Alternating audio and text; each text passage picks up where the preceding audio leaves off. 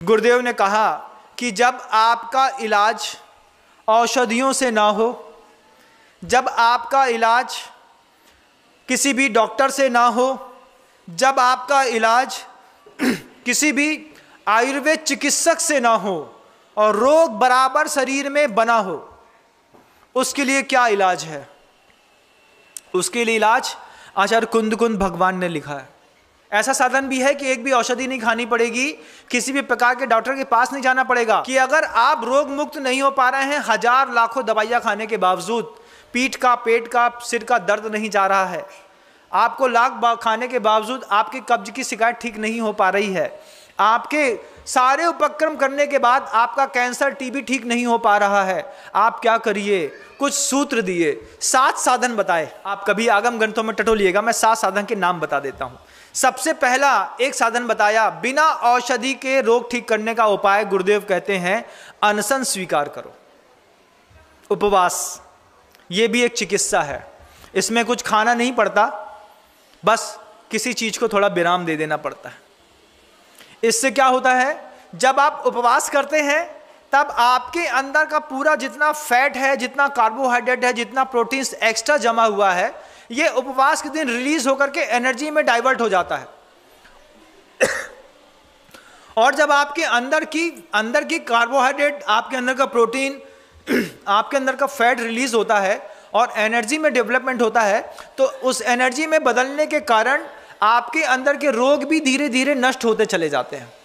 महाराज बहुत chest pain रहता है, हाथ में दर्द रहता है, सर्वाइकल की प्रॉब्लम है, बहुत ज़्यादा गर्दन दर्द हो रही है, बैठ नहीं पा रहे हैं, उसका भी उपाय है। गुरुदेव कहते हैं उसके लिए अवमौदर्य स्वीकार करिए, आधा पेट खाना खाने की आदत डाल लीजिए, आपकी पूरी फिजिक का सर्वाइकल अपने आप ठीक हो जाएगा। आधा पेट सहन नहीं होता महाराज जी, तो फिर दर्द होगी। जब आपको पता चले कि 40 की उम्र के बाद आपकी फिजिक में वायु विकार बहुत ज़्यादा बढ़ने लगा है, जब आपको बहुत ज़्यादा गैस्ट्रिक प्रॉब्लम रहती है, हार्ट स्ट्रोक लगता है, आपके हाथ में, दाएं बाएं हाथ में दर्द रहता है, आपकी जांघ मूवमेंट लेना बंद कर दिया है, उसके लिए गुरुदेव ने कहा क्या करें हम? पेट से आधा भोजन आधा पेट कर दीजिए, लेकिन हम ठूस ठूस के कहाँ तक? यहाँ तक भर जाए, अभी थोड़ा जगह है एक रसगुल्ला खाने की और दे दो, खा लिया। अब क्या है, अब जैसे ही वो अंतिम रसगुल्ला पेट के अंदर जाता है, पेट के अंदर का पूरा कंटेंट चुपचाप बाहर आ जाता है। ओवर ईटिंग से भारत में जितने लोग मरते हैं, इतने लोग कुपोषण से नहीं मरते। उसके बाद भी अगर रोग ठीक ना हो तो आपका दिमाग खराब है, उसके लिए प्रायश्चित करिए। कई बार रोग तन में बाद में दिखते हैं, मन में ज्यादा रहते हैं। बहुत ज्यादा हिंसा करने का भाव हो रहा हो, बहुत ज्यादा ईर्ष्या परेशान कर रही हो, बहुत ज्यादा लोभ परेशान कर रहा हो, हाव हाव हाव हाव में लगे हैं, उस वक्त गुरुदेव कहते हैं प्रायश्चित करो, प्रत्याख्यान करो, मैं इस चीज का त्याग करता हूं। त्याग करने से क्या होगा? कम से कम तत्संबंधी आसक्ति उतनी देर के लिए छूट जाएगी। आज आप देखिएगा पूरी दुनिया में किस तरीके से आप नेटवर्क मार्केटिंग होने लगी है। अमेजॉन से और दुनिया भर की चीज से, फ्लिपकार्ट से आप लोग सामान खरीदते हैं कि नहीं? खरीदते हैं महाराज जी। छोटा सा संकल्प कर लो पूरे परिवार को, घर को सुख करने के लिए। क्या छोटा संकल्प है? मैं प्रत्याख्यान करता हूं। किस बात का?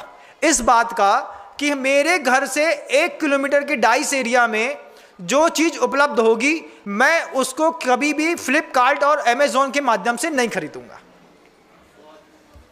एक छोटा सा प्रत्याख्यान। आपको पता है ये छोटा सा प्रत्याख्यान आपके साथ साथ सामने वाले परिवार के अंदर भी सुख और शांति लाएगा। बगल में एक रबड़ बैंड बिकती है, आप अपने घर से बाहर निकलना पसंद नहीं करते, आपने वहीं बैठे बैठे अमेजोन में ऑर्डर दे दिया। आप अगर ये प्रत्याख्यान कर लें कि हम अपने डाइस एरिया में जहां भी रहते हैं 1 किलोमीटर तक जो भी चीज दुकान में उपलब्ध है उसको हम ई ऑर्डर से के माध्यम से नहीं बुलवाएंगे। इससे कई व्यापारी बच जाएंगे, कई लोगों का घर बच जाएगा और आपकी मानसिकता स्वस्थ हो जाएगी। और थोड़ा घर से बाहर निकलोगे, धूप लगेगी तो थोड़ी त्वचा के विकार भी खत्म हो जाएंगे। बंधुओं, बहुत सारी चीजें मिलती हैं, बस सोच समझ की बात है। तो आप अनशन ले लीजिए, आप अवमौदर ले लीजिए, आप प्रत्याख्यान कर लीजिए, आप प्रायश्चित कर लीजिए, आप थोड़ा सा कायक्लेश कर लीजिए। कायक्लेश कहते हैं फिजिकल एक्टिविटीज को। अब 24 घंटे एसी के नीचे बैठा हुआ व्यक्ति, फिजिक तो खराब होगी, थोड़ा सा फिजिकल वर्क कर लें, ऊपर नीचे आगे पीछे। 8 किलोमीटर दौड़ने की आदत बना ले, 6 किलोमीटर। 40 के बाद 6 किलोमीटर रोज रनिंग करनी है।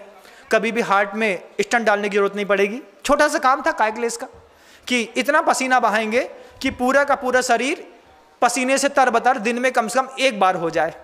लेकिन पसीना आते ही साथ उसमें बैड स्मेल आती है, क्योंकि बैड खाते हैं तो स्मेल भी बैड आती है। वो सहन नहीं होती तो डीओ लगा लेते हैं। कई लोग तो ऐसे हैं कि नहाते ही नहीं हैं, अभी ठंडी आ रही है, अब 4-5 दिन में नहा लेंगे, हो जाता है। लेकिन इससे आपका शरीर बिगड़ता है बंधु। थोड़ा काइक्लेस भी हो और उसके साथ गुरुदेव कहते हैं थोड़ा सा स्वाध्याय भी हो। जब गुरु की देशना नहीं मिल रही हो, जब आपके लिए आपका अंतर्मन काम नहीं कर रहा हो, जब घर के अंदर राग द्वेष बहुत ज़्यादा बड़े हो, तो राम नाम का जाप भी आपके परिवार की स्थिति संभाल लेता है। सामूहिक मंत्र जाप का नियम ले लो कि हम स्वाध्याय नहीं कर पाएंगे, कोई बात नहीं, हम घर के प्रत्येक सदस्य बैठ करके कमरे के अंदर सबका बैठना 7 बजे 8 बजे अनिवार्य है। और बड़े बाबा के नाम की 3 माला का नियम ले लो।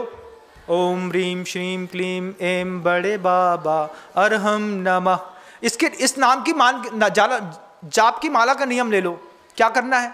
मुश्किल से 12 मिनट लगने हैं 3 माला फेरने का, लेकिन एकता को ताकत मिल जाएगी।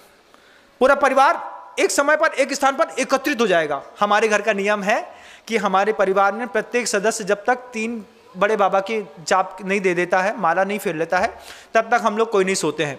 रात में 10 बजे संयोजना बनाओ, लेकिन घर के अंदर इस बात की संयोजना बनाओ कि हम अपने परिवार में नियम लेते हैं, जब तक 3 माला हम अपने परिवार में सामूहिक रूप से नहीं फेर लेंगे तब तक हम नहीं सोएंगे।